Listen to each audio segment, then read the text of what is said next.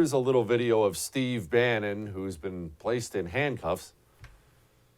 I'm telling you right now, this is going to be the misdemeanor from hell for Merrick Garland, Nancy Pelosi, and Joe Biden. Joe Biden ordered Merrick Garland to prosecute me from the White House lawn when he got off Marine One.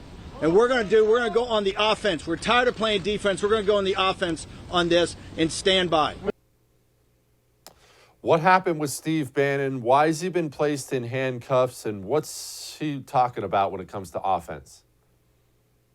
Well, so there's the legal side and then there's the why, right? And I think those are two separate questions. The legal side is why, and they're charging him with contempt of Congress. This is something that is rarely prosecuted in Washington, D.C., across the United States. I think the vast majority of people have lots of contempt for Congress. It's not a crime, actually.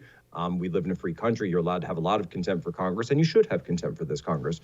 However, they are saying because he failed to provide documents to the January 6th committee, which is an unconstitutional committee because it's not convened for any legislative purpose. They're just trying to go after political opponents, that he then is in contempt.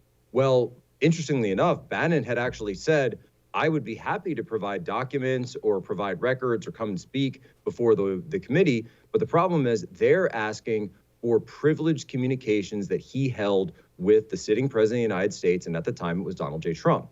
So communications that he had with Trump. Now, Trump is suing the committee in the Supreme Court. It's going to the Supreme Court on whether or not he has to give those over, because again, he was the president. And there's a lot of Supreme Court decisions backing up the fact that Congress can't dig in to the executive branch because that's a check and balances kind of thing.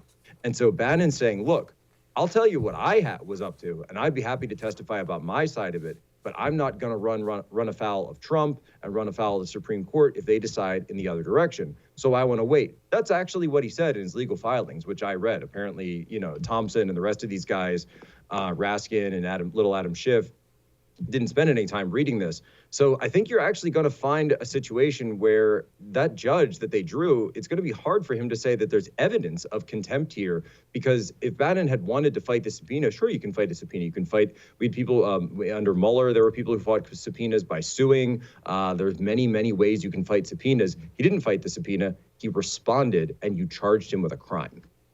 That's not the actions of a political leadership. That's the actions of a desperate and dying regime. Hey, thanks so much for watching The First on YouTube. If you liked what you saw, go ahead and like and subscribe. You heard me. Like it, subscribe. You'll get a lot more of it and a lot more of me.